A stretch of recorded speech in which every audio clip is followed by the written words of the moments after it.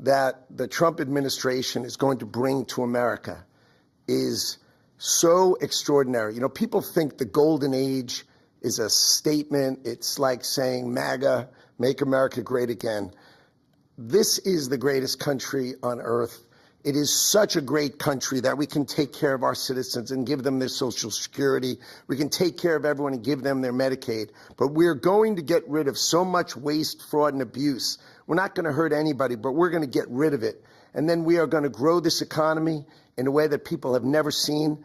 And under the Trump administration, my goal, and I'm happy to wear it on my shoulders, is we are going to balance the budget of the United States of America, because Donald Trump understands global business. It's the first time you put in that chair the greatest businessman in the United States of America. And I just, for one, I have to tell you, I cannot be more proud to serve my great friend and the greatest president in America, Donald J. Trump.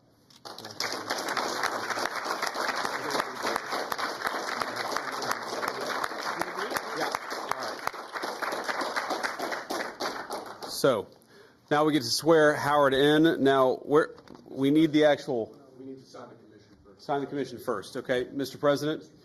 We're going to sign the commission first. I can't swear him in, I guess, until you sign the commission. Yes, sir.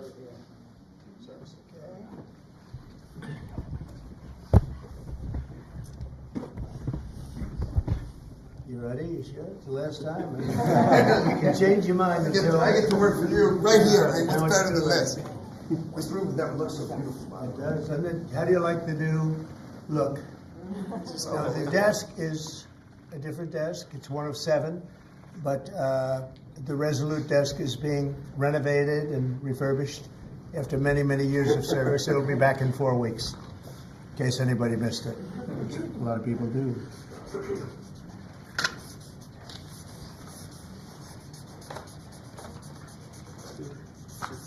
Okay, Howard, you're in.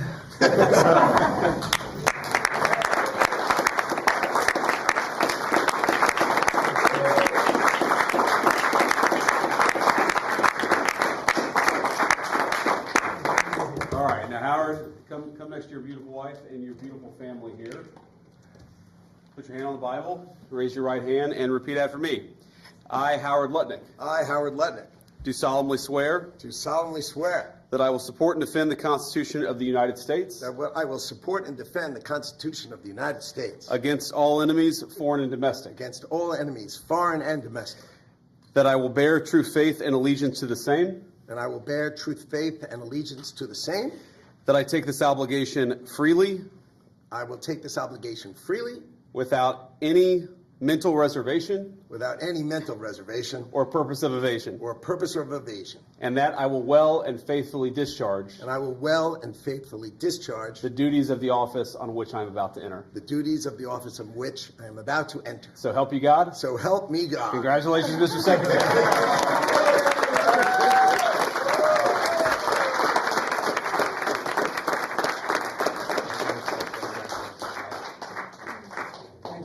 Mr. President, there are reports that you were considering merging the United States Postal Service with the Commerce Department.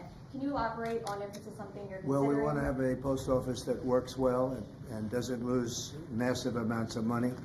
And we're thinking about doing that, and it'll be a form of a merger, but it'll remain the Postal Service, and I think it'll operate a lot better than it has been over the years. It's been just a tremendous loser for this country. Tremendous amounts of money are being lost, and we think we can do something that'll be very good and keep it a very similar way, but whether it's a merger or just using some of the very talented people that we have elsewhere so it doesn't lose so much. It's losing a tremendous amount of money. Mr. President, some members of Congress in red districts are facing pushback from voters in town halls. We know that Americans voted for you on immigration and the economy, but these voters say they're angry and frustrated by these firings. They don't like the work of Elon Musk and these other actions.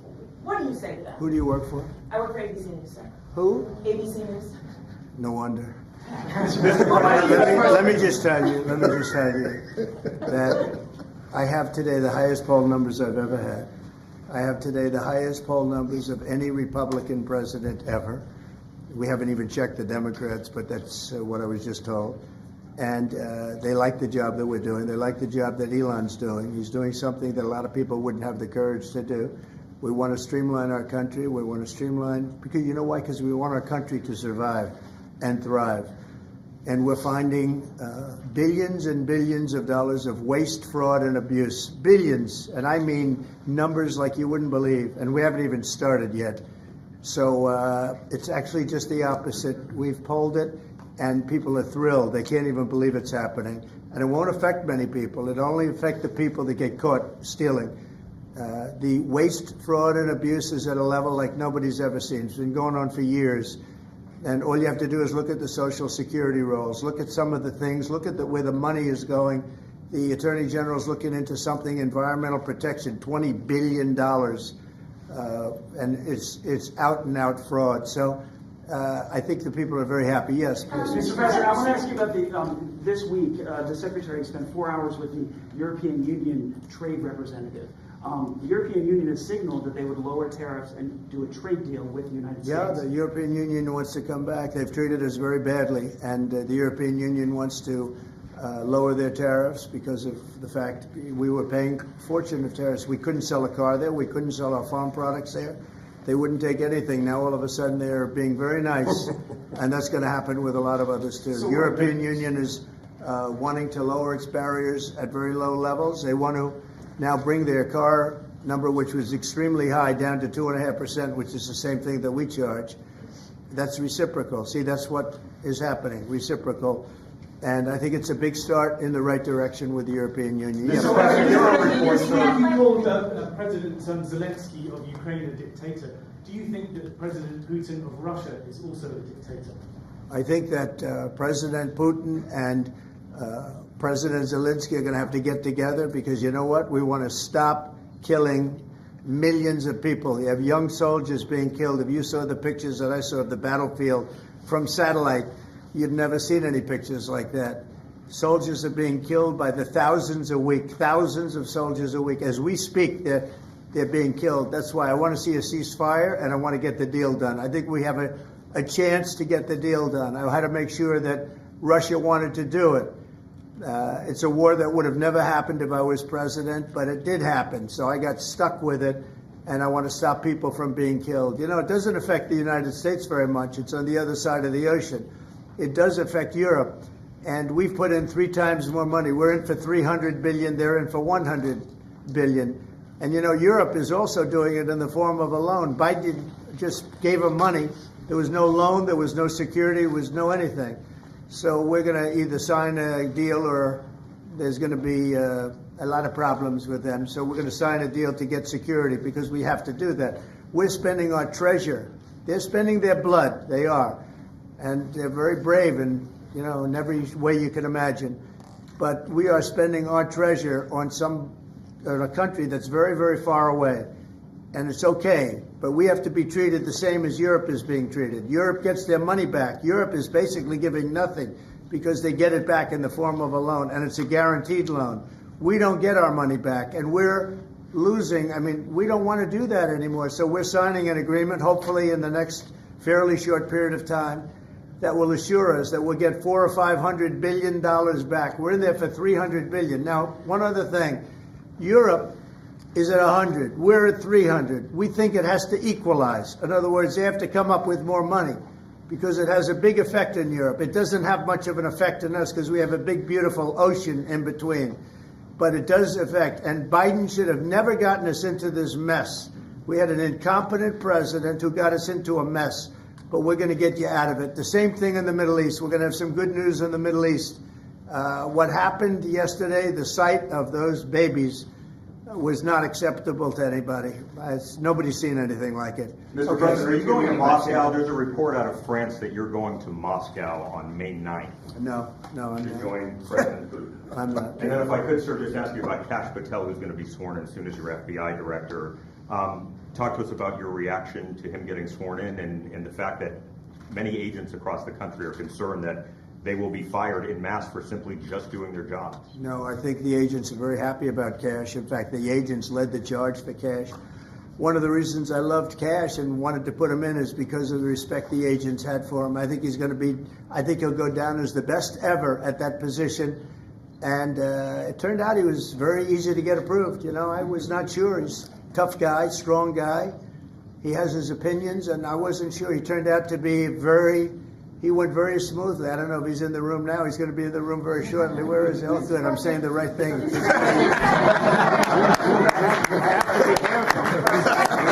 I can't speak too badly about him. I better be careful. I will say this about Cash, and Howard understands this.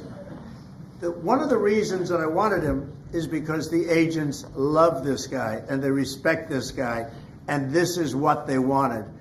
And even somebody like Trey Gowdy, who's a very good guy, but known as somewhat of a moderate person, he came out with a statement that was so incredible. He said, Cash is an incredible person. People don't realize it. When he said that, there was no doubt left. It was really a big statement made by somebody that's respected and on the moderate side. And I will tell you, I think Cash is going to go down as maybe the best ever when it's all said and done. So I'm glad he's willing to do it. Thank you, Cash.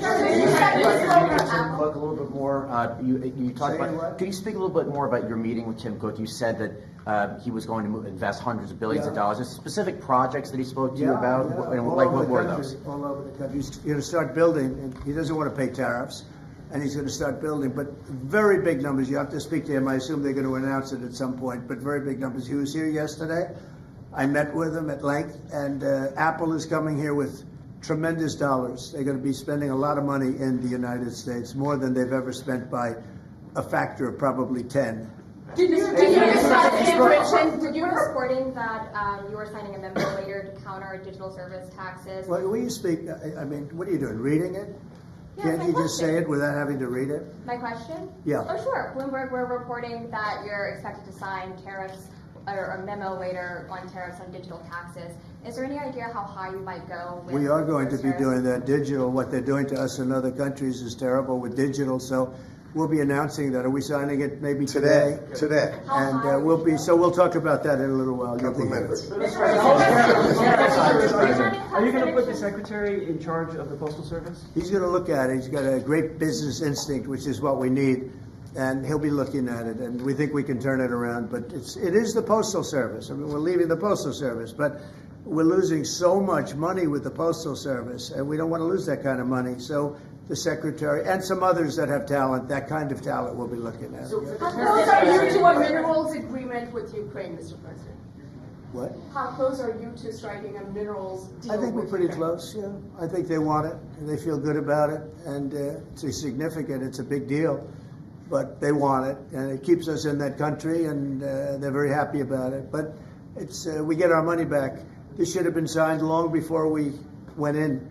This should have been signed by Biden, but Biden didn't know too much about what he was doing. The war should have never happened, number one. When it did happen, it could have been settled the first week or 2 weeks. After that, it got bad. It got really bad. But it should have never happened, and it should have been settled, and it could have been settled very easily at the beginning. Now it's tougher, but we'll get it settled. Germany has elections on Sunday. What are your thoughts? What do you expect to happen in the elections on Sunday? Who has elections? Germany. Oh, Germany. I wish them luck. We got our own problems. Goodbye, everybody. Thank you very much. Thank you. Thank you, Press. We got our own problems. Don't have to worry about Germany. All right. Thank you, everybody.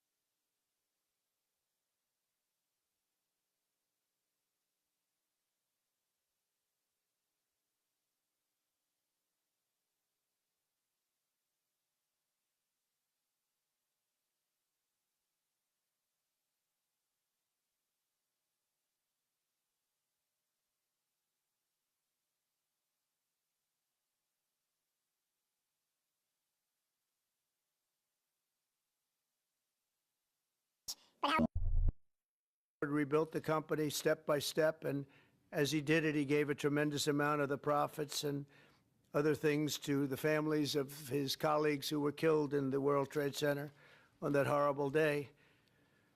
And it showed something about Howard that's really incredible, his resilience. It's very few people could have done, even thought of doing it, but his resilience and tenacity have earned him the respect and admiration of everyone in the financial world. But more importantly, Howard understands from personal experience why we put America first, because we love our families, we love our fellow citizens, and we love our country so much. And he really loves his country, and I wouldn't have done it if I didn't think so.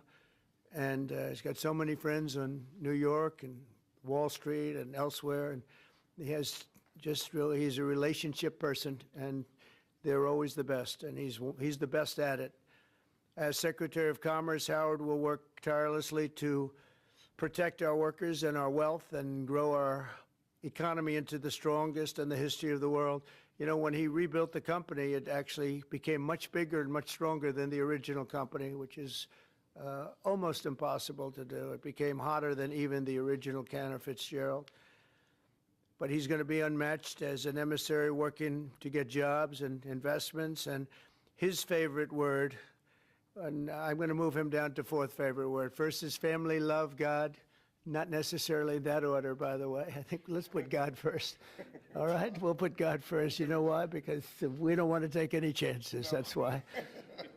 But I did that once. I said I put tariff as my favorite word. Well, and the fake news went out and they really got me, I'll tell you. They said, what about God, family, relationship, a couple of words. And I said, you're right. And so I made it now my fourth favorite word. And Howard, I think, you'll go along with me, number 4, maybe even number 5 or 6. But he really understands something about business. And we have been called by so many companies. Yesterday we had Tim Cook of Apple in, who's going to invest hundreds of billions of dollars in the country because of what we're doing. And we have many, many companies, too many to even mention.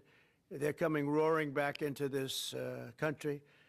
And it'll take maybe a little time, but not that much time. You're going to see things that you've never seen before, at a level that you've never seen before. And Howard's going to lead that charge, and he'll help oversee the tariff and trade agenda along with many other things. We'll soon impose reciprocal tariffs, because that means they charge us, we charge them. It's very simple. Whatever a company or a country such as, let's say, India or China or any of them, whatever they charge, we want to be fair. So reciprocal. Reciprocal meaning they charge us, we charge them.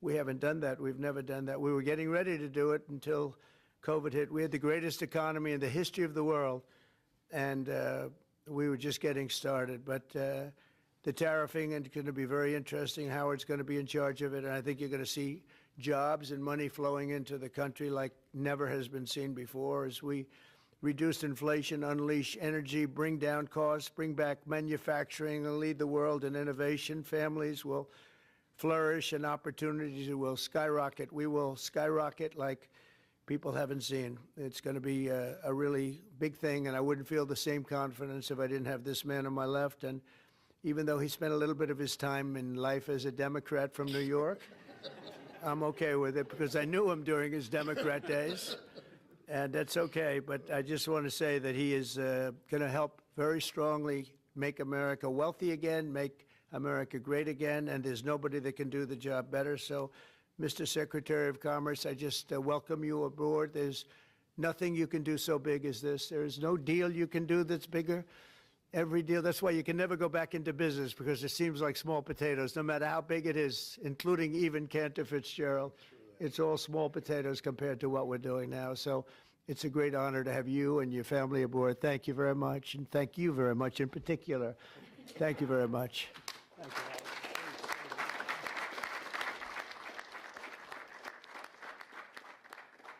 So first, I'd like to thank you, President Trump. It is the greatest honor to work for you, to be with you, to carry your name, your leadership, and your flag throughout the world. The press has no idea who the gentleman to my left is. They portray him in all sorts of ways, but I know him as the smartest, most thoughtful, and most intuitive person I've ever met. And it's amazing to be in this room and to work for him. I have to my right my friend J.D. Vance, who was kind enough even to introduce me to the Senate, and he gave me the greatest compliment. He called me a good dude. So I have really the most wonderful family. I have my wife, Allison. We've been married for 30 years. And I always, when I come home, because I come home late at night, I walk in the door and I yell, "Hello, greatest wife." She's just an amazing girl. My 4 children, Kyle, who you know has saved my life, so now this is going to cost me dearly. My son, Brandon, my daughter, Casey, my son, Ryan, and my sister, Edie, my 2 brothers-in-law, Gary and Rick, my sister-in-law, Abby. I mean, this is as beautiful a day as you could have. The opportunity that the Trump administration is going to bring to America is so extraordinary. You know, people think the golden age is a statement. It's like saying MAGA, make America great again. This is the greatest country on earth. It is such a great country that we can take care of our citizens and give them their Social Security. We can take care of everyone and give them their Medicaid. But we're going to get rid of so much waste, fraud, and abuse. We're not going to hurt anybody, but we're going to get rid of it. And then we are going to grow this economy in a way that people have never seen. And under the Trump administration, my goal, and I'm happy to wear it on my shoulders, is we are going to balance the budget of the United States of America, because Donald Trump understands global business. It's the first time you put in that chair the greatest businessman in the United States of America. And I just, for one, I have to tell you, I cannot be more proud to serve my great friend and the greatest president in America, Donald J. Trump.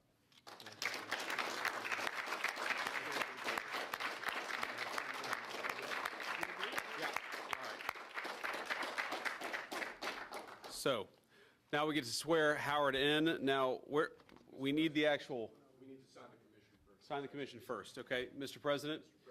We're going to sign the commission first. I can't swear him in, I guess, until you sign the commission. Yes, sir.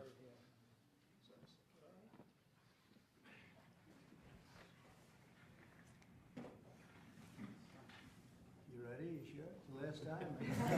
You can change your mind until... I get to work for you right here. I mean, Now what's it's better too than late. this? This room never looks so beautiful, by the way. Doesn't it? How do you like the new look? It's just So the unbelievable. desk is a different desk. It's one of 7, but the Resolute desk is being renovated and refurbished after many, many years of service. It'll be back in 4 weeks, in case anybody missed it. A lot of people do.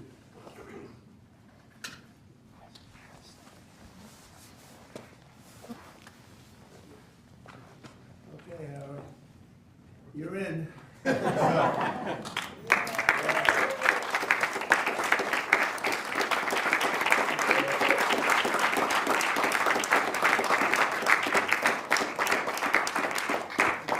All right, now Howard, come next to your beautiful wife and your beautiful family here. Put your hand on the Bible, raise your right hand, and repeat after me. I, Howard Lutnick, I, Howard Lutnick, do solemnly swear do solemnly swear that I will support and defend the Constitution of the United States that I will support and defend the Constitution of the United States against all enemies, foreign and domestic, against all enemies, foreign and domestic, that I will bear true faith and allegiance to the same, and I will bear truth, faith, and allegiance to the same. that I take this obligation freely I will take this obligation freely, without any mental reservation without any mental reservation or purpose of evasion, or purpose of evasion, and that I will well and faithfully discharge and I will well and faithfully discharge the duties of the office on which I am about to enter. the duties of the office in which I am about to enter. So help you God. So help me God. Congratulations, Mr. Secretary.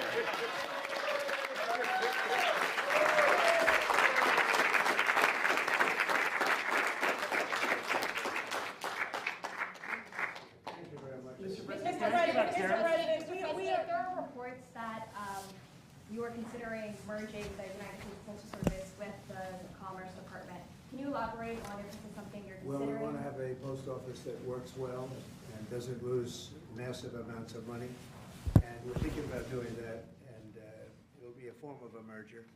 but it'll remain the Postal Service, and I think it'll operate a lot better than it has been over the years. It's been just a tremendous loser for this country. Tremendous amounts of money are being lost, and we think we can do something that'll be very good and keep it a very similar way, but whether it's a merger or just using some of the very talented people that we have elsewhere so it doesn't lose so much. It's losing a tremendous amount of money. Some members of Congress in red districts are facing pushback from voters in town halls. We know that Americans voted for you on the immigration and the economy, but these voters say they're angry and frustrated by these firings. They don't like the work of Elon Musk and these other actions. What do you say to them? Who do you work for? I work for ABC News, sir. Who? ABC News. No let me just tell you that I have today the highest poll numbers I've ever had. I have today the highest poll numbers of any Republican president ever. We haven't even checked the Democrats, but that's what I was just told. And they like the job that we're doing. They like the job that Elon's doing. He's doing something that a lot of people wouldn't have the courage to do. We want to streamline our country. We want to streamline, because you know why? Because we want our country to survive and thrive. And we're finding billions and billions of dollars of waste, fraud, and abuse. Billions, and I mean numbers like you wouldn't believe, and we haven't even started yet. So it's actually just the opposite. We've polled it, and people are thrilled. They can't even believe it's happening. And it won't affect many people. It'll only affect the people that get caught stealing.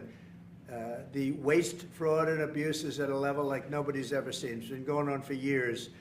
And all you have to do is look at the Social Security rolls, look at some of the things, look at where the money is going. The Attorney General's looking into something, environmental protection, $20 billion. And it's out and out fraud. So I think the people are very happy. Yes, please. Mr. President, I want to ask you about this week, the Secretary spent 4 hours with the European Union trade representative. The European Union has signaled that they would lower tariffs and do a trade deal with the United States. Yeah, the European Union wants to come back. They've treated us very badly, and the European Union wants to lower their tariffs because of the fact we were paying a fortune of tariffs. We couldn't sell a car there. We couldn't sell our farm products there. They wouldn't take anything. Now all of a sudden they're being very nice, and that's going to happen with a lot of others too. The European Union is wanting to lower its barriers at very low levels. They want to now bring their car number, which was extremely high, down to 2.5%, which is the same thing that we charge. That's reciprocal. See, that's what is happening, reciprocal. And I think it's a big start in the right direction with the European Union. Mr. President, there are reports, sir. You called President Zelensky of Ukraine a dictator.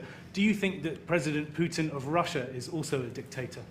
I think that President Putin and President Zelensky are going to have to get together, because you know what? We want to stop killing millions of people. You have young soldiers being killed. If you saw the pictures that I saw of the battlefield from satellite, you've never seen any pictures like that. Soldiers are being killed by the thousands a week, thousands of soldiers a week. As we speak, they're being killed. That's why I want to see a ceasefire, and I want to get the deal done. I think we have a chance to get the deal done. I had to make sure that Russia wanted to do it. It's a war that would have never happened if I was president, but it did happen. So I got stuck with it, and I want to stop people from being killed. You know, it doesn't affect the United States very much. It's on the other side of the ocean. It does affect Europe, and we've put in 3 times more money. We're in for $300 billion. They're in for $100 billion. And, you know, Europe is also doing it in the form of a loan. Biden just gave them money.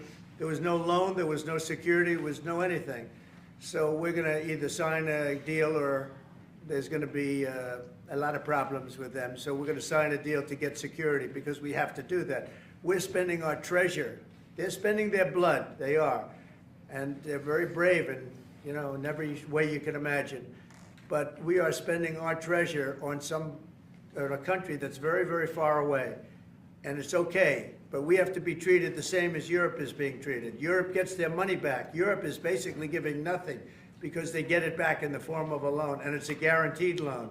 We don't get our money back, and we're losing. I mean, we don't want to do that anymore. So we're signing an agreement, hopefully in the next fairly short period of time, that will assure us that we'll get $400 or $500 billion back. We're in there for $300 billion. Now, one other thing, Europe is at 100. We're at 300. We think it has to equalize. In other words, they have to come up with more money because it has a big effect in Europe. It doesn't have much of an effect on us because we have a big, beautiful ocean in between.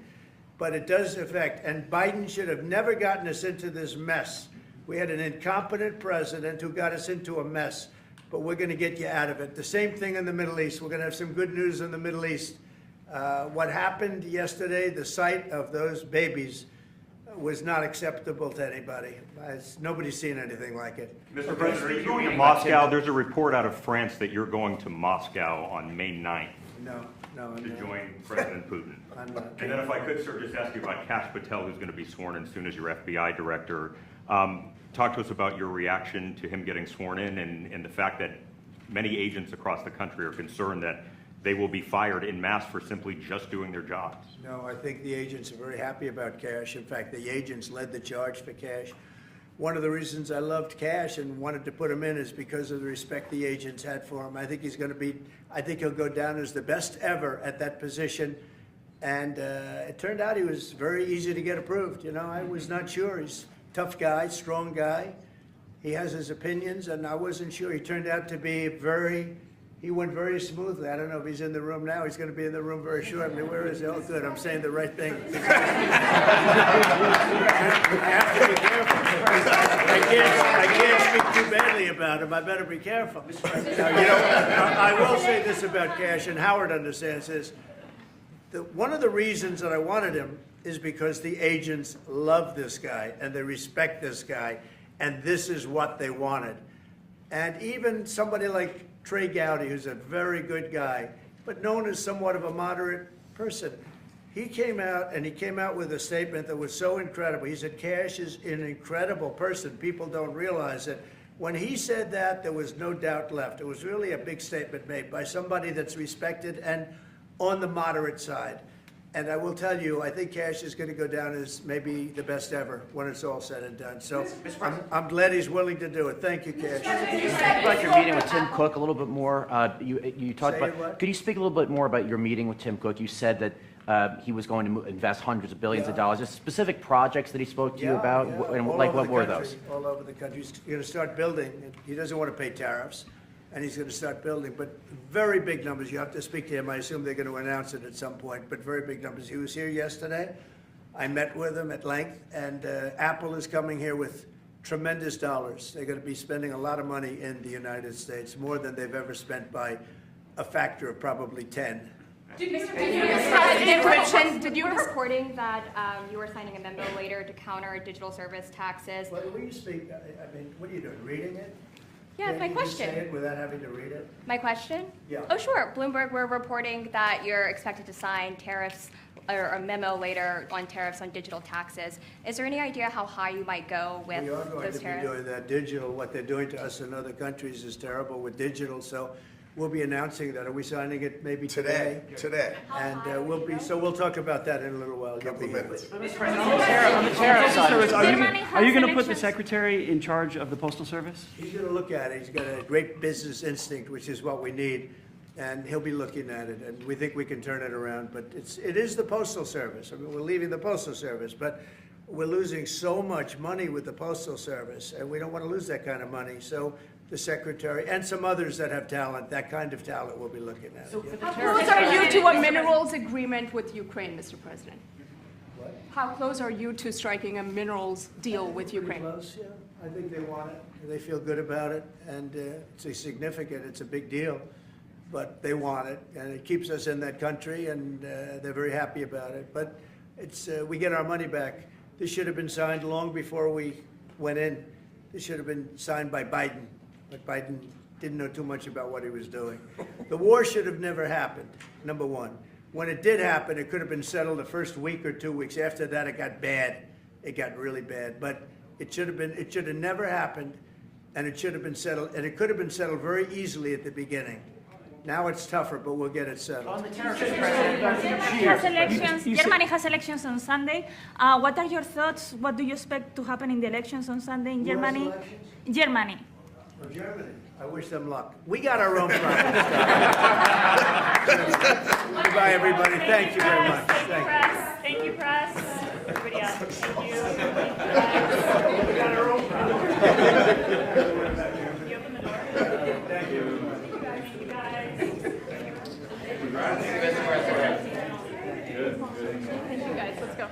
Wait, I gotta say, where the hell is he? Forget about you guys. I hate to single it out. Thank you, Mr. President. Appreciate it. Thank you. You're a killer.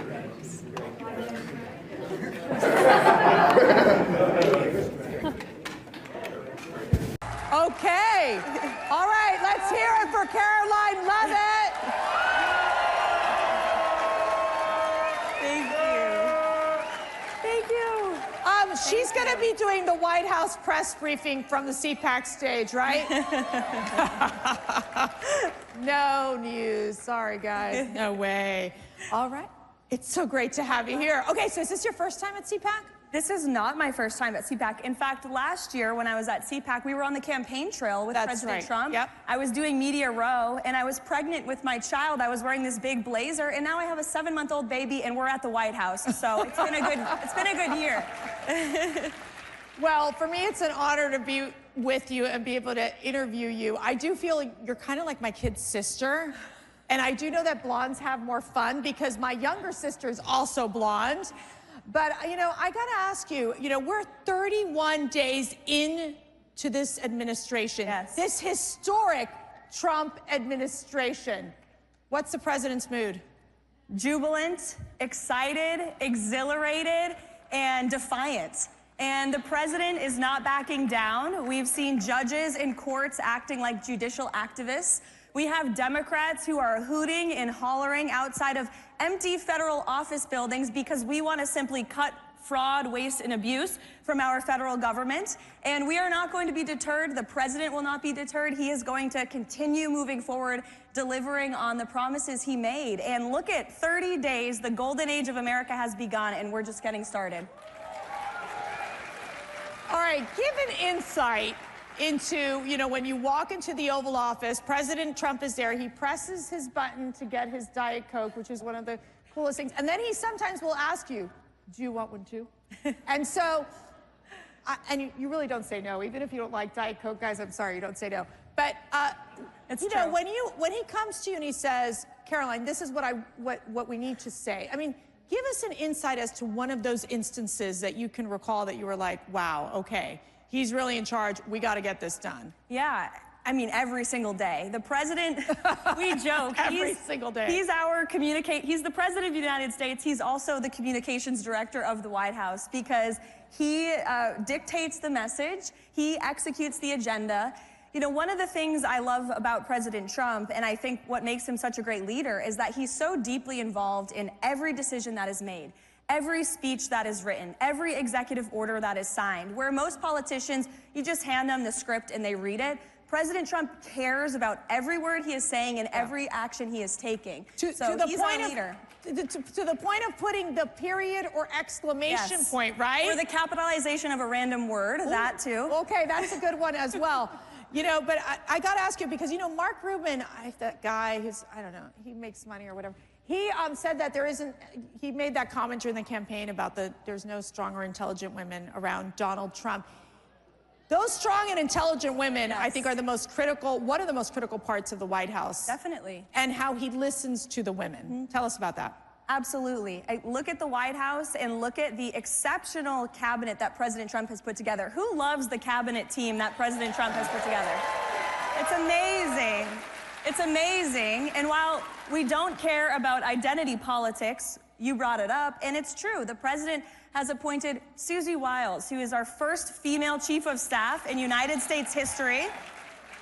Brooke Rollins heading up the secretary, she's our Secretary of Agriculture. We look across the entire cabinet. There are incredible women. Linda McMahon leading the Department of Education. You know, the list goes on. And the White House is full of working women. In fact, I was going up the staircase in the West Wing today and saw 2 of my female colleagues, both of whom are pregnant, having babies this year, and they're working and they're saving America because President Trump believes in the best people for the job, the brightest people for the job. That's right.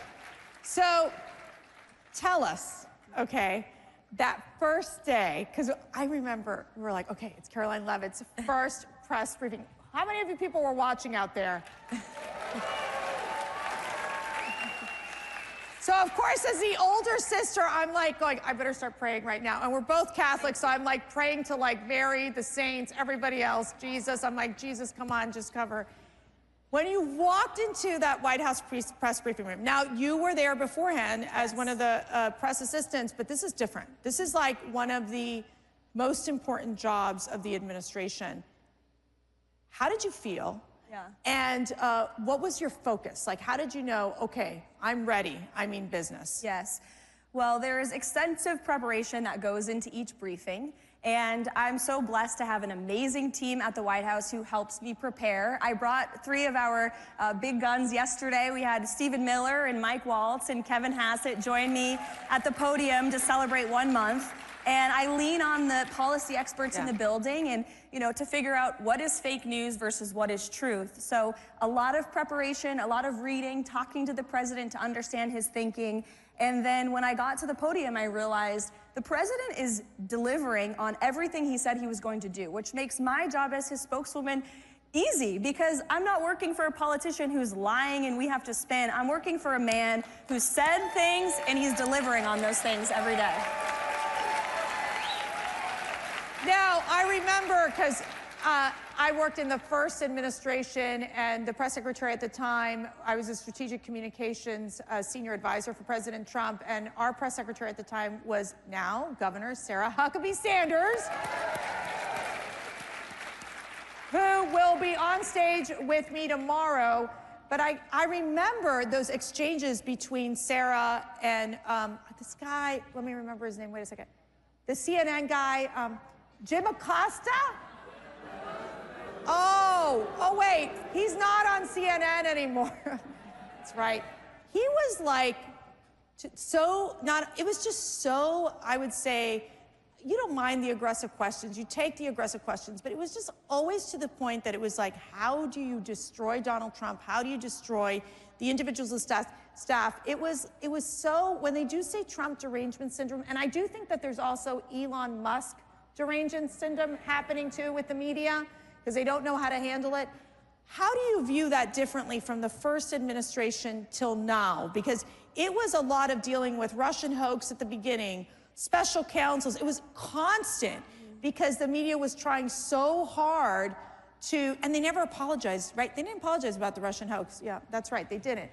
So this time around, it's a very different strategy that you all are taking forward. What is that strategy? Well, first of all, since you brought up Jim Acosta, he's been saying some not so nice things about me online, and I've resisted responding, but since you brought him up, I'd like to say to Jim, at least I have a job, Jim, okay? Just saying. Now, moving on, as far as the strategy, we are on offense. We are on offense every single day, and the president leads from an offensive mindset. We are not going to apologize for cutting waste, fraud, and abuse from our government. We are not going to apologize for mass deporting illegal immigrant criminals who have broken our nation's laws and terrorized our communities. And we are not going to apologize for slashing regulations and undoing the disastrous policies of the previous administration. That's what the president said he was going to do, and that's what the majority of our fellow Americans want. The latest CBS poll, 70% of Americans say that President Trump is delivering on what he said he was going to do. So we're not going to apologize. We're going to keep moving ahead, and we try to bring that approach in our messaging every single day. So I got to ask you, you're working all the time. These jobs are, when I tell you so demanding, they are so demanding, and I do feel that it is like warp speed what you're dealing with, even more so than we saw in the first administration. How do you get the strength to just get through every single day? My faith in God, absolutely. Waking up every day and just remembering I'm blessed, and we're all blessed to live in this country and to have a president who is looking out for us every day. Family support, and our team at the White House. We really have a great team. And you talked about how the media tried to cause so much division within the White House in the first term. They're trying to do it, but I think they're failing. They are not getting away with it because we truly have such great camaraderie. And the people I work with every day, they're friends and we're together. I mean, 18 hours a day. So you gotta like who you're around. But we truly are having fun and we're getting work done. And again, the president is leading with that positive, happy warrior attitude, and it transpires to the rest of the White House every day. And you know, in the first administration, there were those chiefs of staffs that were trying to undermine President Trump. This is, I mean, Susie Wiles is so impressive in terms of being able to bring order and just, I think, so much structure to what we're seeing at the White House. Your reaction? Susie Wiles is wildly respected by every single person in that building, and she sets the tone, she sets the pace.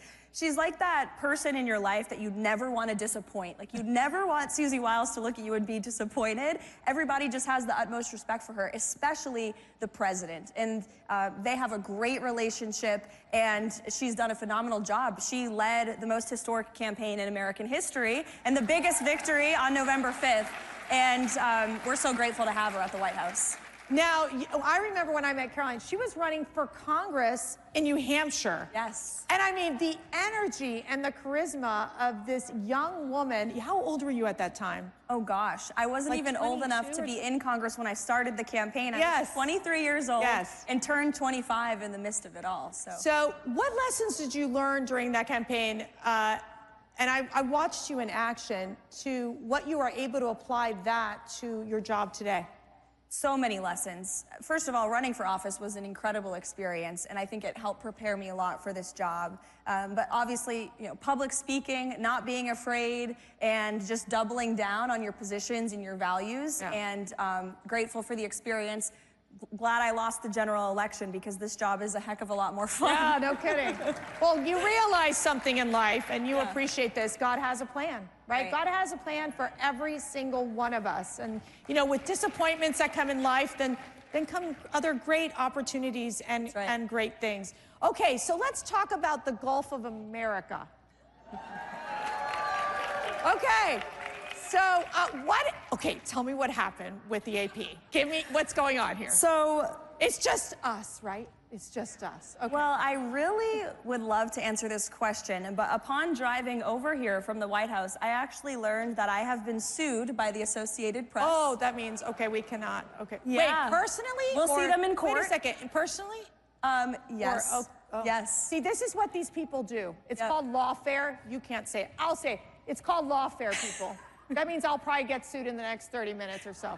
Okay, keep going. So I wanted to get the White House counsel on the phone before taking this stage to see what I can and cannot say. You really can't say anything. But look, we feel we are in the right in this position, and I said in my first briefing at the podium, we are going to ensure that truth and accuracy is present at that White House every single day. And one of the changes that we made, President Trump ran a non-traditional media strategy on the campaign trail, and he owned it. And he did podcasts, the Theo Von podcast, the Joe Rogan podcast.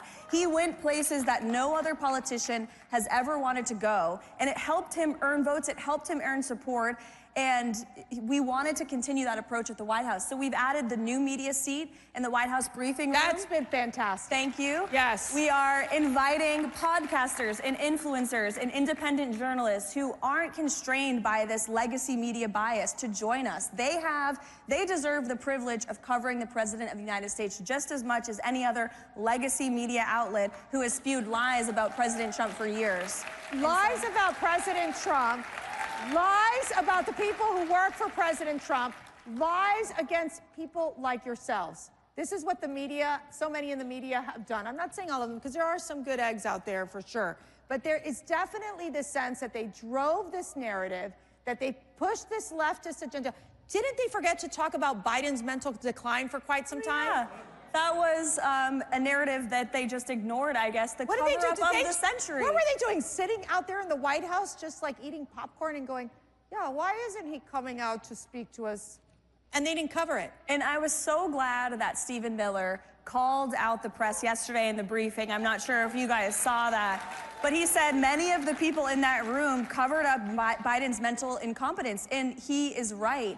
And if you talk to these reporters off the record, that's the worst part about it. They won't report on it, but they will tell you off the record to your face that they knew Biden was incompetent. Yeah, that the White House staff sometimes weren't showing up until noon. No work was being done. Nobody knew who was in charge.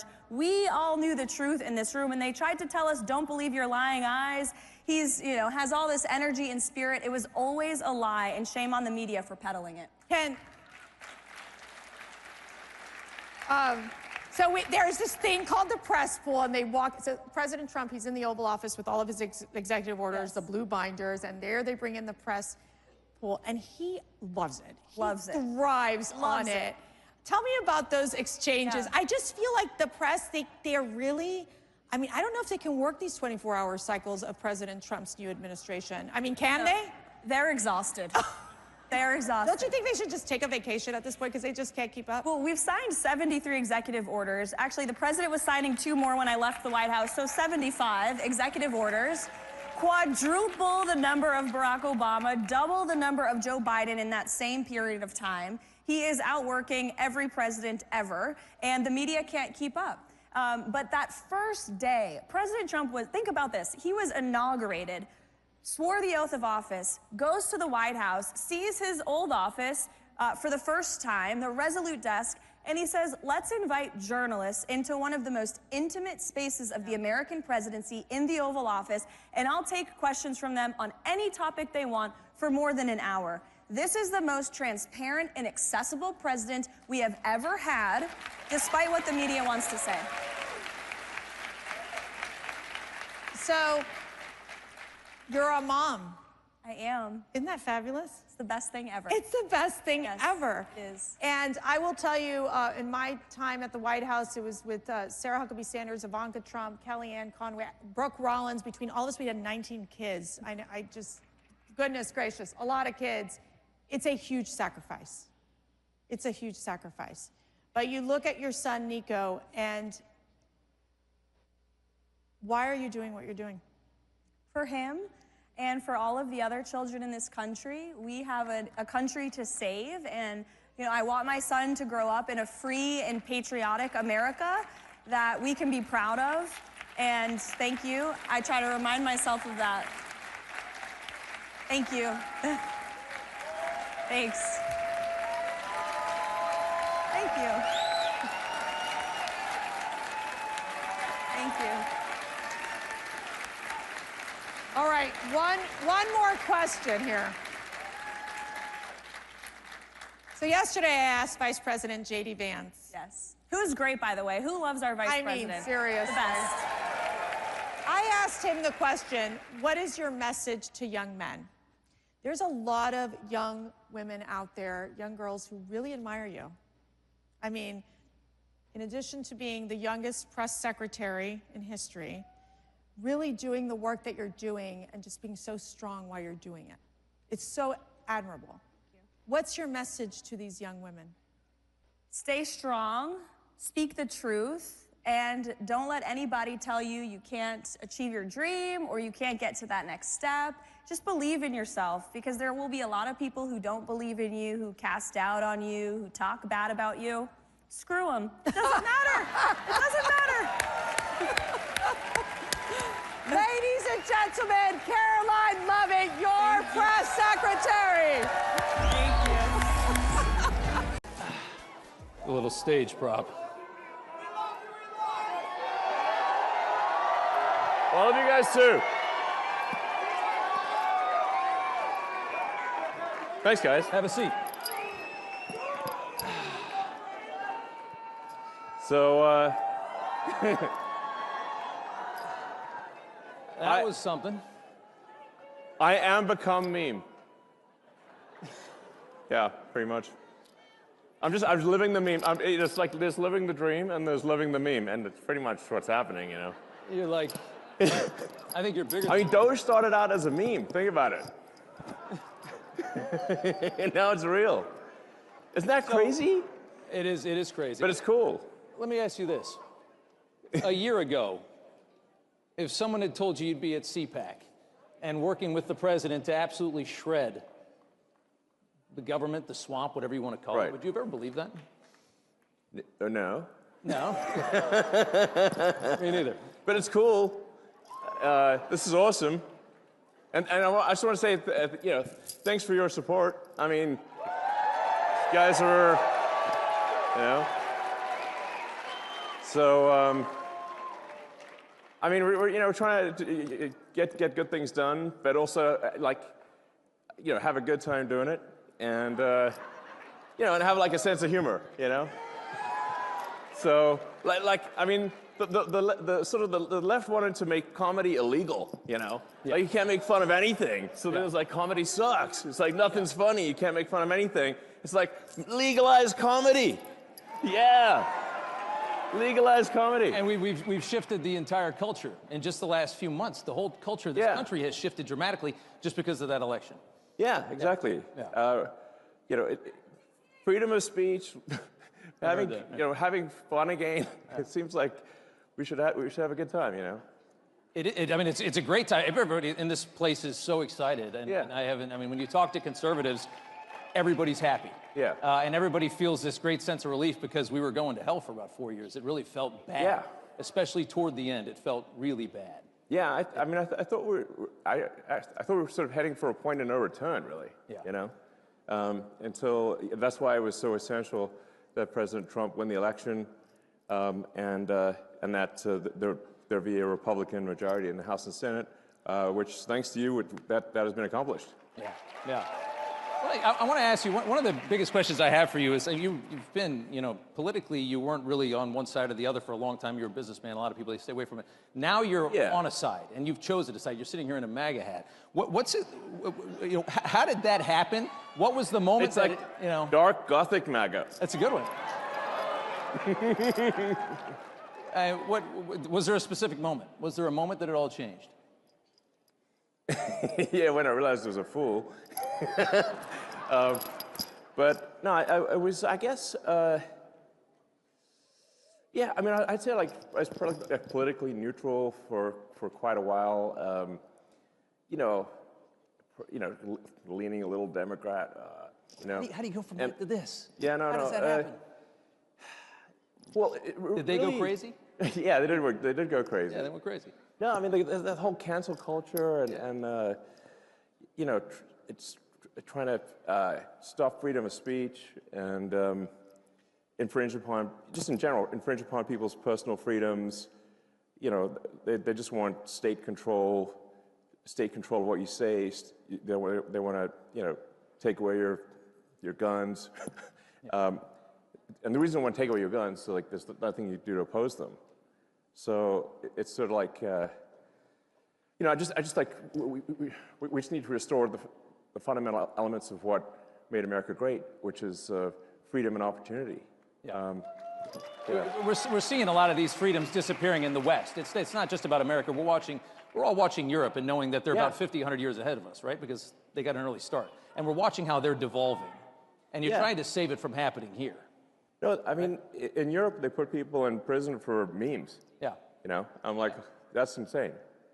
And they're collapsing. I mean, this society it's a collapsing society. It feels that way. It feels like France was nicer 50 years ago than it is today. Yeah. I don't think you can question that. Yeah. But yeah, I mean, really. Thanks. I love you too. They do love I mean, I really just wanted to do useful things, basically build products, provide products and services that are good, and that I wasn't really that interested in being political. It just there was at a certain point no choice. Yeah.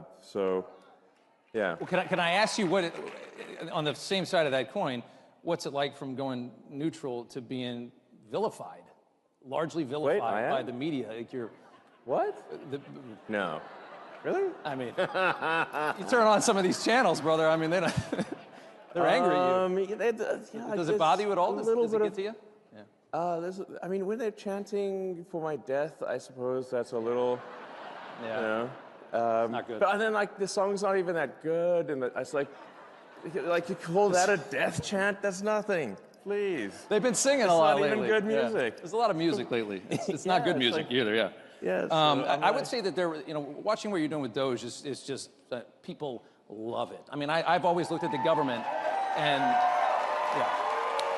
I've always looked at the government, and I've seen this big machine and you just know that they waste because they don't care. Nobody cares. There's more money coming. They don't care. Yeah. You're cutting all this out. Everybody in this country knows that the government is full of waste, fraud, and abuse.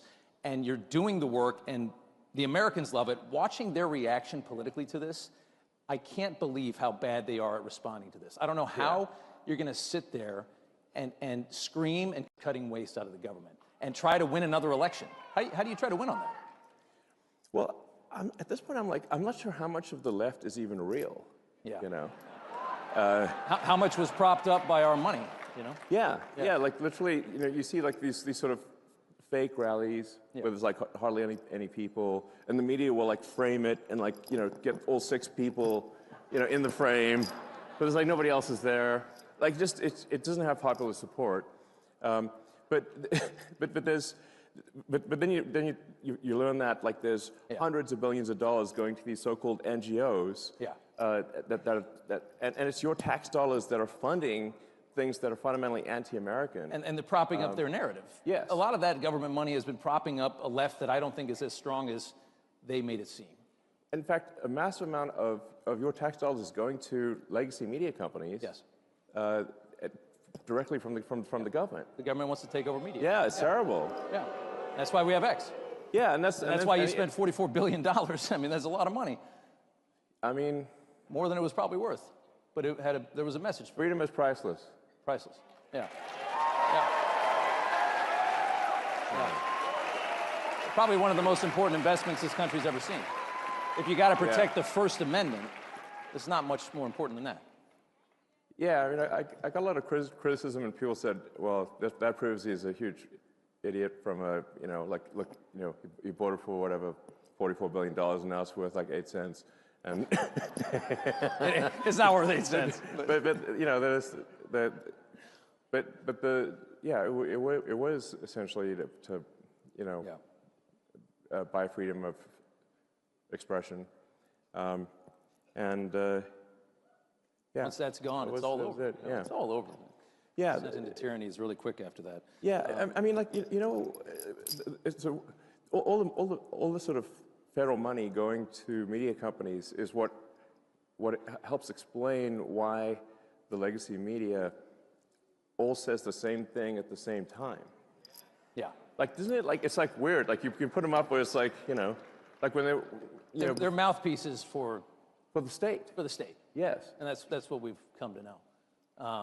Yeah. It's scary. And I like that meme where they because they're always saying like threat to our democracy, but if you just replace democracy with bureaucracy, it makes a lot of sense. It makes perfect sense. Yeah. Big threats to the bureaucracy. That's exactly right. Let's talk about these Doge dividend checks that everybody's talking about this week. And I know you tweeted out that you're gonna. Does everybody want like a $5,000 check in the mail? It sounds kind of good, right? And the best part about it would be knowing where it came from. That's $5,000 that you sent them last year. Totally. It's money that's taken away from things that are destructive to the country, and from organizations that hate you to you. That's awesome. Does it seem? I mean, have you talked? I mean, that's like glorious. That's like it's the best. The spoils of battle, Spoils of battle. I like that. Is there traction on that? Yeah. So I talked to the president, and he's supportive of that, and so it sounds like that's something we're going to do. Yep. So as we're finding savings, that's going to translate directly to reductions in tax. So yeah. I think they fired 6,000 people at the IRS today. And I think Lutnick said last night that they're talking about shutting down the IRS. And I think it's fair. I think people should realize this is. I mean, the amount of money that we send Washington like $5 or $6 trillion a year.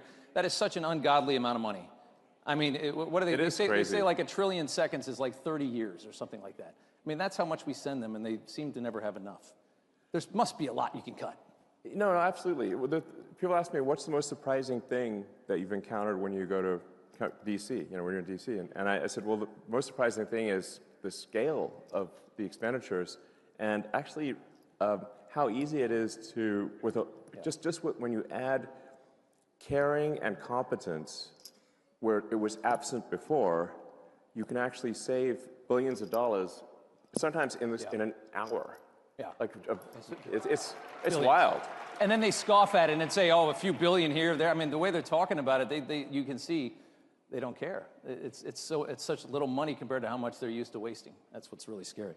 Exactly. But obviously, it just shows that they really lack empathy for the average taxpayer who's working hard, paying taxes, and then they say, oh, $1 million doesn't matter. I'm like, I think it matters a lot to people, So what are you talking about? I'd like to have it. Let me ask you a question. I know the president fairly well, watched him survive 2 assassination attempts. Had the first one not happened, the second one would have gotten him. It was very, because without those extra guys, they would have never seen that gun poking through the fence at the golf course. I saw the crew that you had. Isn't it like mind-blowing that this has happened? I mean, it just, and what, by the way, why do we still know nothing about that guy in Butler? What's going on? But Cash is going to get to the bottom of it. Yeah, there you go. By the way,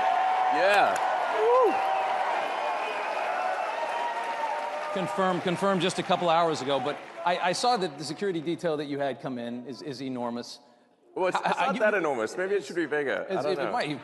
I think you could probably afford it. But I mean, how concerned are you about your safety? I mean, you are a wanted man. Are you nervous? So, look, I'm open to ideas for improving security. I have to tell you, I don't actually have a death wish.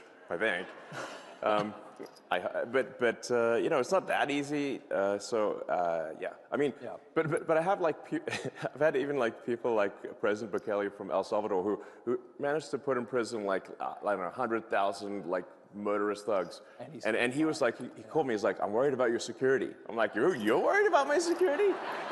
I'm like, what? Okay. That's I mean, talk about guts to do that down there. I mean, yeah, totally. And survive. I was like, how did you put all those thugs in prison without dying? Because it seems like that would have been not easy, Well, the president has, one of his top attorneys is now investigating, I guess, Chuck Schumer for threats against SCOTUS, a congressman on the Democrat side, for saying, basically saying we're going to bring a war to you, like a fight to you. I mean, the rhetoric, you guys are screwing with things that are not supposed to be messed with. And we're fighting the Matrix. There's a lot of people that really don't want that to happen. Yeah, we're fighting the Matrix big time here. But it's got to be done. Yeah. And are you? It certainly does. What's going on with? Tell us about Fort Knox. It's Kentucky. It's a military base. It's a ton of gold, tons and tons and tons of gold. 5,000 tons of gold, or 5,000 tons of gold are there in the ground and this. I mean, it's a very secure thing. I think we all want to see it. I'd love to see it. This is your gold, by the way. It's the public's gold. Do you think it's not there? I don't know. I think you just want to see it. Yeah, we want to go see it and just make sure somebody did spray paint some lead or something, Yeah. Is this real gold? Fight at the bar, Didn't dent. But I think honestly, part of this also is just let's have some fun and like I said, all this gold at Fort Knox, it's the public's gold. It's your gold. So I think you have a right to see it. You want to take a tour? Yeah. I think we should have do a tour. And then the president last night was like, I think he's in favor of it. That would be cool. And then it should be a live tour. You can see what's going on, open the door, what's behind it. Well, and there's I think I'd watch that. Oh, are you kidding? Yeah. I mean, what does 5,000 tons of gold look like? What does How it big look is like? that? Is it the size of this? It's got to be pretty big, It's got to be a lot of gold. Maybe there's some other stuff in there, just walk around, I don't know, maybe they got some other stuff in there. Are you thinking about auditing the Federal Reserve as well, which is obviously yeah, sure. Regulates our economy. I imagine you think the waste has got to be everywhere. Yeah, no, waste is pretty much everywhere. People ask, how can you find waste in D.C., I'm like, look, it's like being in a room, and this target, the wall, the roofs, and the floor are all targets.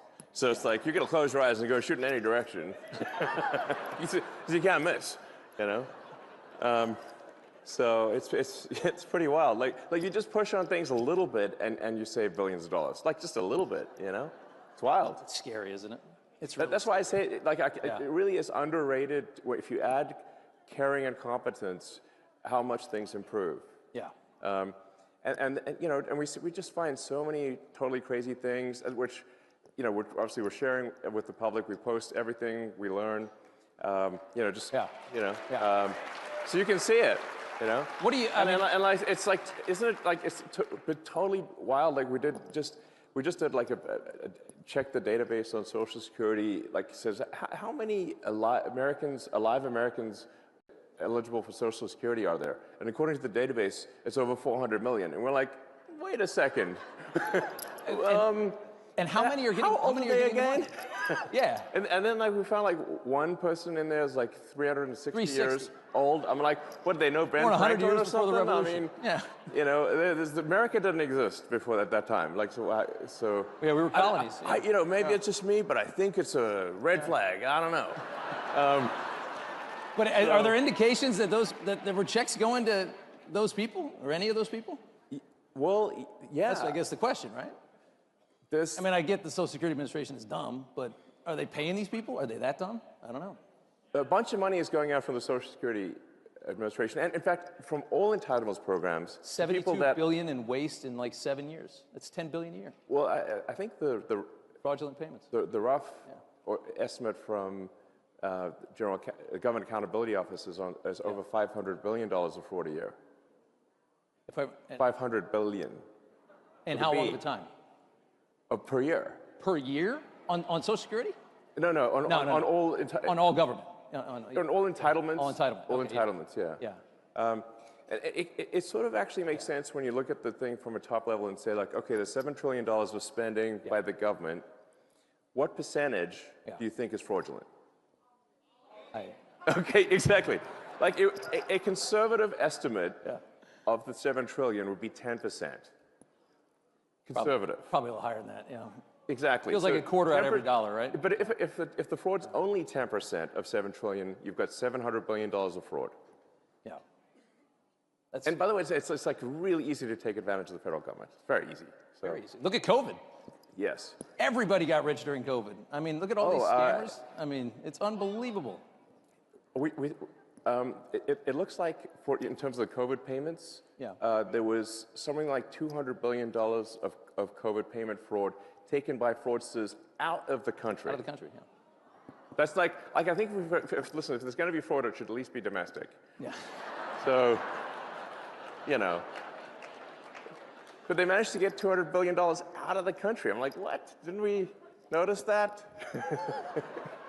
Let me ask you, let's do immigration here for a second.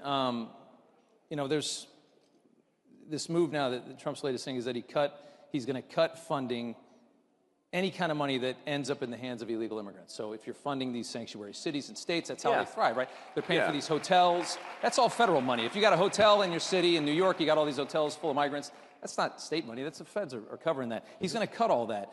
It's really hard to deport 15 million people. And it seems like the move now is, let's see if we, especially at the rate that we're going, it seems like the move now is, let's make it so that they leave on their own.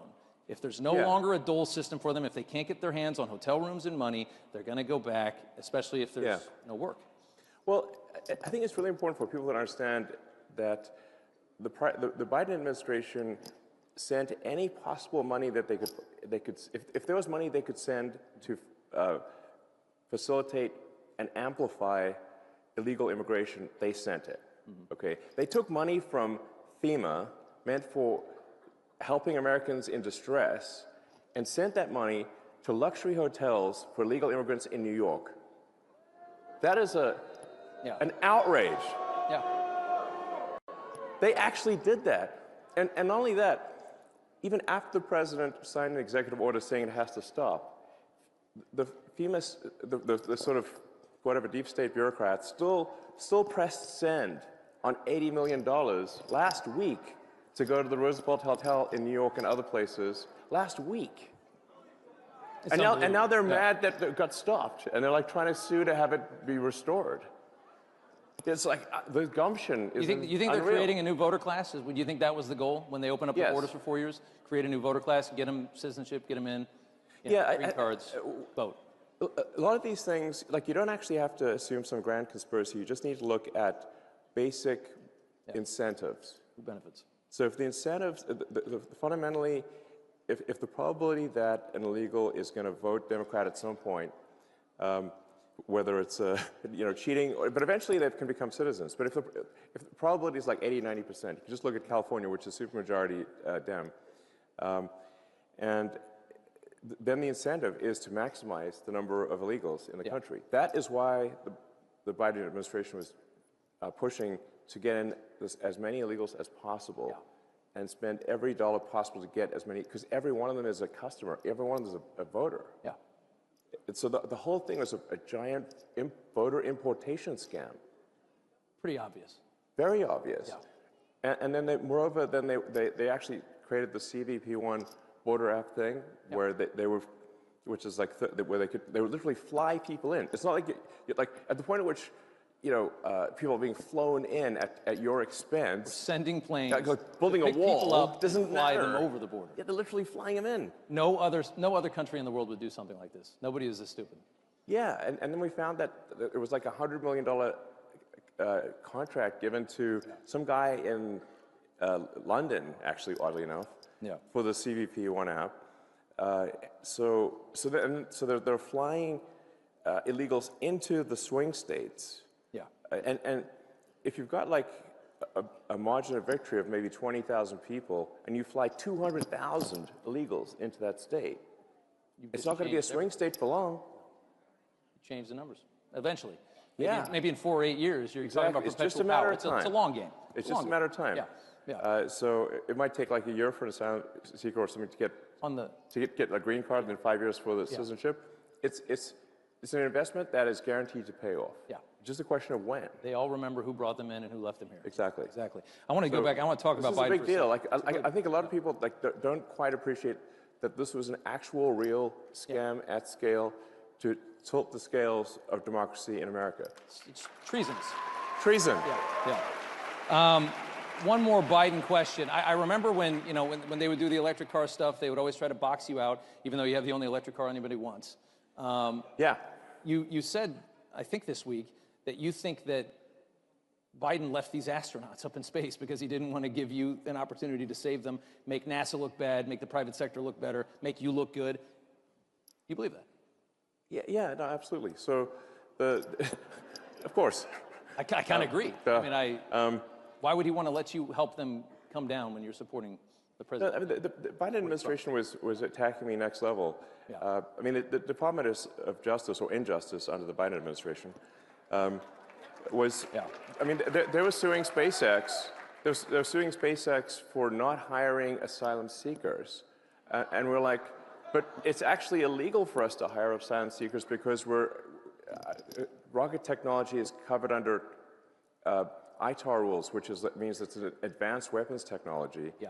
And so we can only hire permanent residents or or citizens. Right. Like so we're damned if we do, damned if we don't. And we said, how can they sue us for not hiring asylum seekers when it's actually illegal for us to do so? But nonetheless, there was a big Department of Justice or Injustice case about this against SpaceX. So obviously it was an antagonistic situation. And those astronauts were supposed to be up there for 8 days, and now they're up there for 8 months. Does that make any sense? And we obviously could have brought them back sooner, but they didn't want anyone who supported President Trump to look good, basically. Yeah. That's the issue.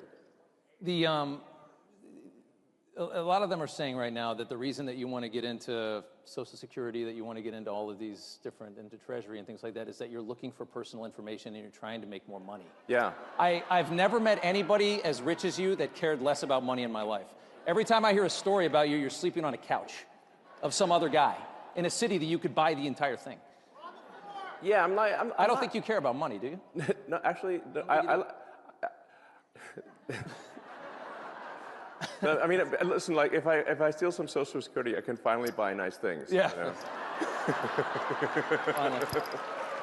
And on that same question, they're also talking about you guys are going to end Social Security, you're going to end Medicare, you're going to end these things. I don't imagine that conversation has been had with the president, and that's the plan. No, in fact, the actions that we're taking with the support of the president and the support of the agencies is what will save Medicare, what will save Social Security. Yeah.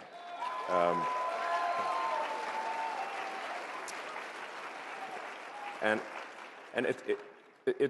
because if the country goes insolvent, if all the money is just spent on paying interest on debt, there's no money left for anything. Yeah. So that's the reason I'm doing this, is because I was looking at the big picture here, and it's like, man, our debt's getting out of control. The interest payments, interest on the national debt now exceeds the entire Defense Department budget. It's $1 trillion a year. Yeah. Interest, just to carry the money that we owe, is $1 trillion a year. Yes. That is unbelievable. And rising rapidly. So like, I mean, a country is no different from a person. Country overspends, country goes bankrupt. Same as a person who overspends goes bankrupt. So it's not like optional to solve these things. It's essential. So we're going to go bankrupt. Yes, yeah, we are. Couple minutes left here. Russia. There's a huge push from this administration. Yeah. People like sometimes like to end this war. Say like, yeah. You know, I'm a bought asset of Putin. Yeah. I'm like, he can't afford me. Yeah. I think you're worth more than Russia. Think about it. I like that. So, you're trying to end a war. Ending a war always means you have to compromise, you have to negotiate with an enemy or an adversary. That's just what it is. And right now, they are lambasting the president for trying a different method to a war that they haven't been able to end for 3.5 years or 3 years. Yeah. They're saying Trump's blaming Zelensky for the invasion. How do you process all of the negativity toward him for trying to end this war? Well, first of all, I think we should have empathy for the people dying at the front lines. That's the most important thing. And people have been dying, you know, it's like, how many more years is this supposed to go on? Yeah. And imagine if that was your son, your father, you know, what are they dying for? Yeah. What exactly are they dying for? That line the line of engagement has barely moved for 2 years. Yeah. There's a whole bunch of people dead in trenches for what? And I'll tell you what for what. It's like for the biggest graft machine that I've ever seen in my life. That's for what. It's unreal. Like the amount of money that is being taken in graft and bribery is disgusting. And so what's actually happening is that those you know, those poor guys are getting sent into a meat grinder for money. That's what's actually going on. Yeah. And it needs to stop. And it seems, I mean, Trump is so pragmatic on this. He's just looking at it and he's saying, it's Ukraine, it's not our country, it's not a NATO ally. I just want to see people not dying. I want to see on both sides. I mean, think about how so many young men have died in Ukraine that the army is starting to age out. The military is aging out. You got 40 and 50-year-old guys fighting in a war because there's nobody left that's not killed or maimed in their 20s. Yeah. That's the reality of it. Think about how many people that is. If you're a humanitarian at all, you just got to end the war. Like, no matter what. Just get it over with. Yes. People, they need to stop dying. Yeah. And the grift machine's got to stop, you know. So, and I think people, a lot of people out there don't realize, like, the president has a lot of empathy. He really cares, you know. He's a good man. So. I got one more for you. I've been fascinated by you for a very long time. Thanks. I've never seen anybody that can, you know, do so many things at the same time. I mean, you've got the rockets, you got the cars. I've always wanted to ask you, what is it like inside your mind? Like, is it just 1,000 miles an hour? I mean, are you? Yeah. Is it just not? I mean, does it ever stop? Do you sleep? How much do you sleep? What's? Paint us a picture of inside of the mind of a genius. Like, how do you do all this? Can you answer that question? It's not an easy question. Yeah. I mean, my mind is a storm. Yeah. So. Yeah. It's a storm, but But I mean, let me maybe tell you something. Like, you didn't ask the question, but I think it's worth kind of nonetheless maybe just elaborating on something, which is, you know, I grew up in South Africa, but my morality was informed by America. I read comic books, you know, played Dungeons and Dragons, and I watched American TV shows, and it seemed like America cared about being the good guys, you know, about doing the right thing, and that's actually pretty unusual, by the way. Yeah. It's like in the world, it's very unusual. Yeah, it's not like actually. Most countries don't do that. No, they don't. No. And so I was like, yeah, you know, you want to be this good. You want to be on.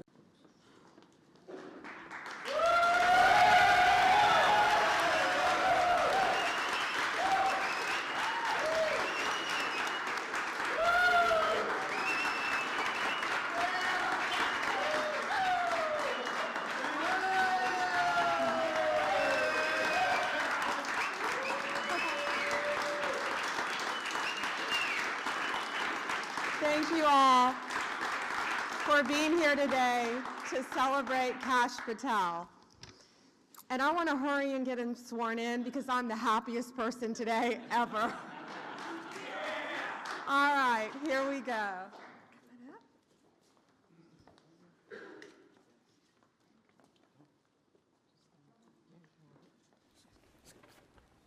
Please place your hand on the gita and raise your right hand. I do solemnly swear I, Kashyap Pramod Patel, do solemnly swear that I will support and defend the Constitution of the United States that I will support and defend the Constitution of the United States against all enemies, foreign and domestic, against all enemies, foreign and domestic, that I will bear true faith and allegiance to the same, that I will bear true faith and allegiance to the same, that I take this obligation freely, freely, without any mental reservation or purpose of evasion, without any mental reservation or purpose of evasion, and that I will well and faithfully discharge the duties of the office on which I am about to enter. Discharge the duties of the office on which I am about to enter. So help me God. So help me God.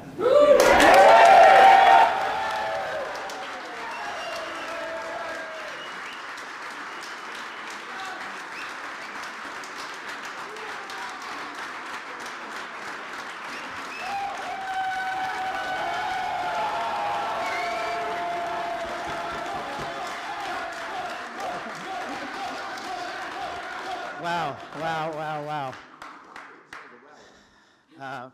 First and foremost, we were just with President Trump, and I just want to thank him. I know he's not here in the room right now, but what a ride we have been on, what a courageous warrior and leader he has been, and the faith and trust he has put in me to lead the FBI is the greatest honor that I'll ever have in my life. And to General Bondi, that sounds pretty freaking cool. Pam, you're my sister, you're my mentor, you're my friend. You're my boss, and the confidence you have placed in me, I will never violate that trust. The men and women of the FBI will be led under your leadership through one standard, the Constitution. So thank you for entrusting me, Pam.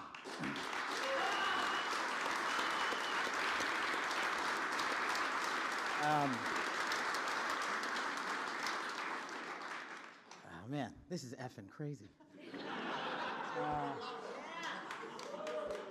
So obviously, you don't get here alone. You know, I'm here because of God. I'm here because of my family, and I'm here because of my friends. And you're literally in this room because you made it happen. My sister, Nisha, and my nephew, Aryan, flew in from London just to be here. My beautiful girlfriend, Alexis, is here. Yes, I agree.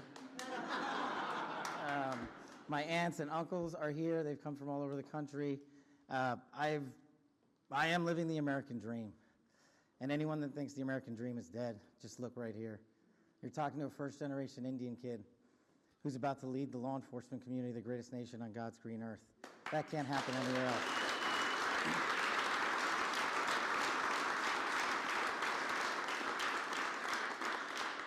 To the senators and the men and women of the United States House of Representatives, you placed an enormous trust in me, an enormous leap of faith, one that I didn't know that I could possibly earn back, but I'm going to spend every single day on this job doing so.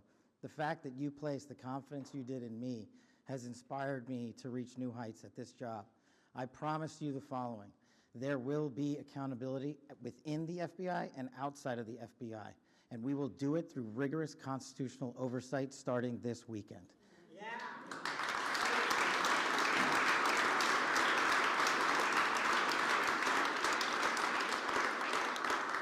This is great. We all used to live in the same freaking house. Yeah, I don't have any prepared remarks. I wish I could go around the room and, tell the story about how each and every one of you have magically touched my life to put me in this position. What a roller coaster ride it has been. I do know this. We are in this room together because you guys have a love of country that is truly inspirational, and it bleeds out everywhere we go. And if you look around this room, you see civil servants, you see warriors, you see attorneys, you see great husbands and fathers and mothers and wives. And we're fighting for the same thing, our future, our children, this guy. And there is no greater mission. I wish I had more words to thank every single one of you, but every time I look at every single one of you, you guys know the stories you can't tell. More importantly, the ones you can. This is, Pam and I were just talking in the back, and we were like, do you believe this? Like, we were on the campaign trail together. We were attorneys in the first administration together. Now we're here. She's the Attorney General. I'm the Director of the FBI. Like, this is insane. And I don't really fully believe it yet. I hope to. But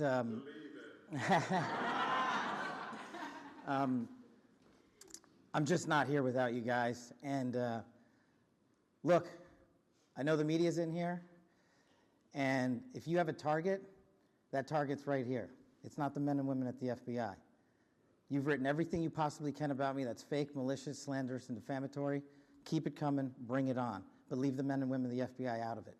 They deserve better.